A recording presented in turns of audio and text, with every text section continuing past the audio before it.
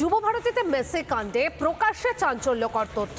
সূত্রের খবর, প্রভাবশালীর প্রভাবে অতিরিক্ত পাস বিলে জেরায় শিকার শতদ্রু দত্তের। কোন প্রভাবশালীর প্রভাবে বিশ্বের কাছে মুখ পড়ল বাংলার?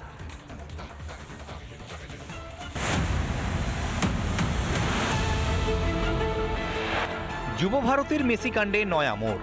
যুবভারতী কাণ্ড নিয়ে সিটের যে তদন্ত কমিটি, সেই তদন্ত কমিটির কাছে বিস্ফোরক এবং চাঞ্চল্যকর তথ্য উঠে এসেছে। জেরায় শতদ্রু দত্ত এমনটা স্বীকার করেছে, সূত্র মারফত জানা যাচ্ছে যে প্রথমে মাঠে 150 জনের অ্যাক্সেস কার্ড থাকলেও পরে প্রভাবশালীর কারণ চাপে সেই সংখ্যাটা 3 গুণ বাড়ি যায়।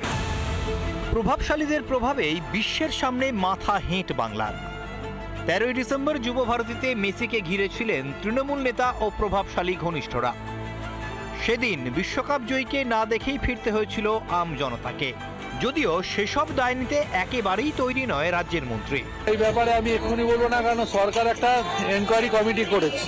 এনকোয়ারি কমিটির রিপোর্ট বেরোক, কোথায় ভুল কোথায় ঠিক হয়েছে সেটা এনকোয়ারি রিপোর্ট বলবে। আর আমি বলতে পারি এই বাংলায় অনেক বড় বড় জিনিস হয়েছে, হবে। আমাদের সরকারের আমলেও অনেক বড় বড় ইভেন্ট হয়েছে। যুবভারতীতে স্রেফ সাধারণ দর্শক নয়, অনুষ্ঠানের সহ সঞ্চালক রূপসা দাশগুপ্তকেও বিপাকে পড়তে হয়। তার পরিচয়পত্র ঘিরেই তৈরি হয় সমস্যা। ইভেন্ট ক্রিউ এবং যেখানে অ্যাক্সেস 1 নম্বর যে জায়গাটা, সেই 1 নম্বর জায়গা মানে অর্থাৎ ফিল্ড অফ প্লে, যেখানে অ্যাক্সেস থাকার কথা ছিল, সেখানে ওনার কোনো রকম অ্যাক্সেস ছিল না। কার্ডটা নিয়ে আপনি যখন হাতে পেলেন এবং তারপর গেলেন, আপনাকে কি খুব সহজেই মাঠে আপনি ঢুকতে পেরেছিলেন?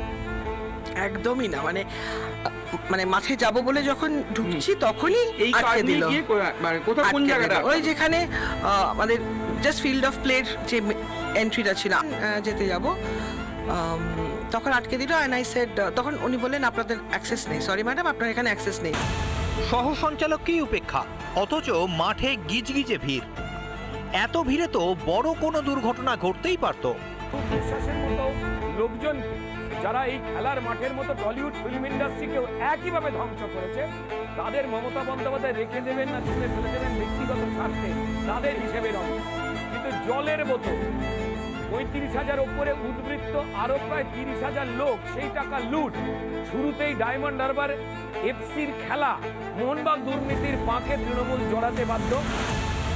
হয়তো তৃণমূল জমানায় নেতা মন্ত্রীদের কাটমানি আসল ভরসা, পরিষেবা নিপাত যাক।